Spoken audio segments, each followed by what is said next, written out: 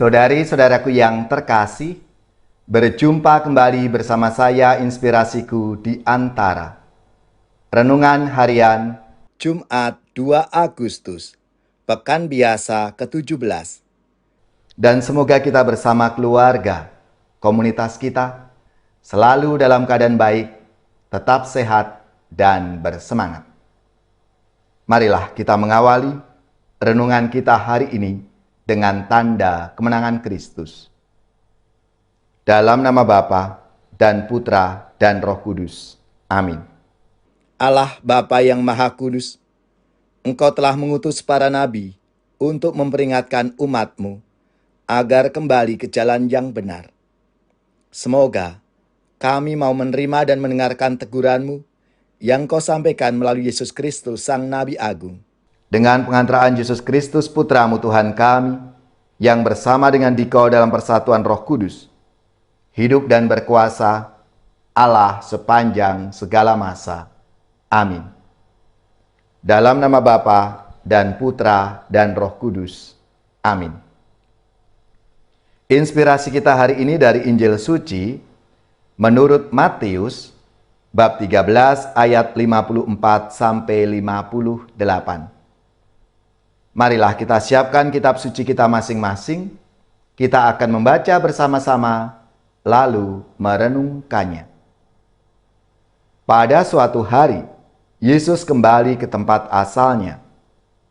Di sana ia mengajar orang di rumah ibadat mereka. Orang-orang takjub dan berkata, "Dari mana diperolehnya hikmat itu? Bukankah dia ini anak tukang kayu? Bukankah ibunya bernama Maria dan saudara-saudaranya, Yakobus, Yusuf, Simon, dan Judas? Dari mana diperolehnya semuanya itu?" Lalu mereka kecewa dan menolak dia. Maka Yesus berkata kepada mereka, "Seorang nabi dihormati di mana-mana, kecuali di tempat asalnya sendiri dan di rumahnya." Karena ketidakpercayaan mereka itu, maka Yesus tidak mengerjakan banyak mujizat di situ. Demikianlah sabda Tuhan. Terpujilah Kristus.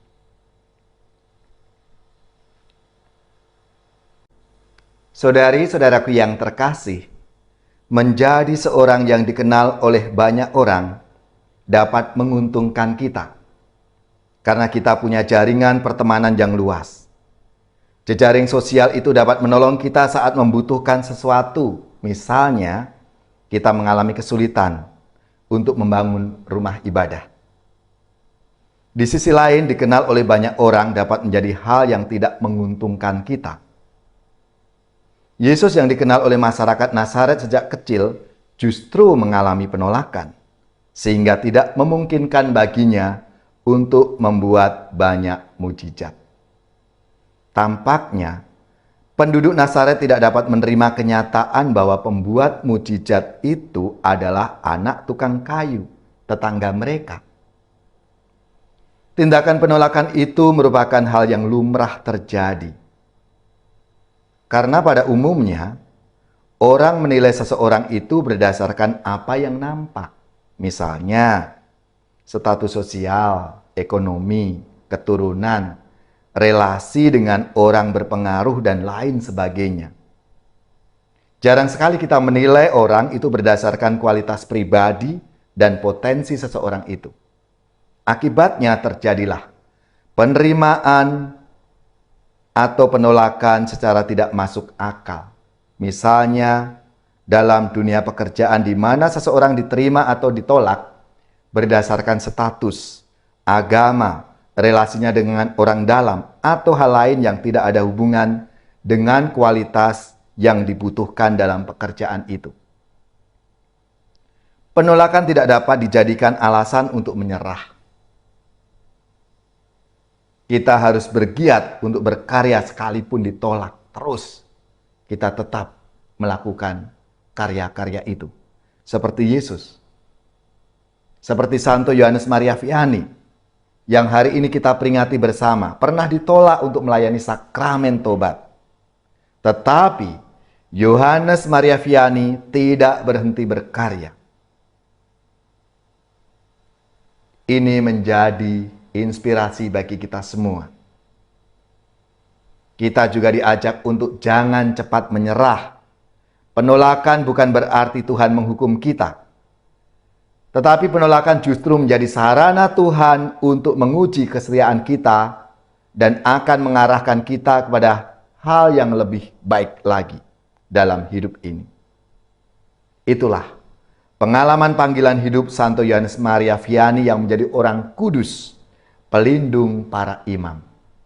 Mari kita belajar dari Yohanes Maria Vianney, belajar dari Tuhan Yesus sendiri yang mengalami penolakan-penolakan, justru menjadi kesempatan bagi kita untuk semakin mewartakan rahmat dan kasih Tuhan dalam hidup kita.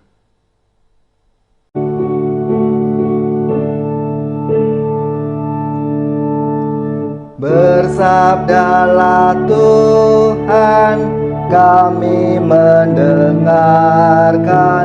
Bersabdalah Tuhan, kami mendengarkan. Pada sabda Tuhan, kami akan patuh. Pada sabda Tuhan, kami akan patuh.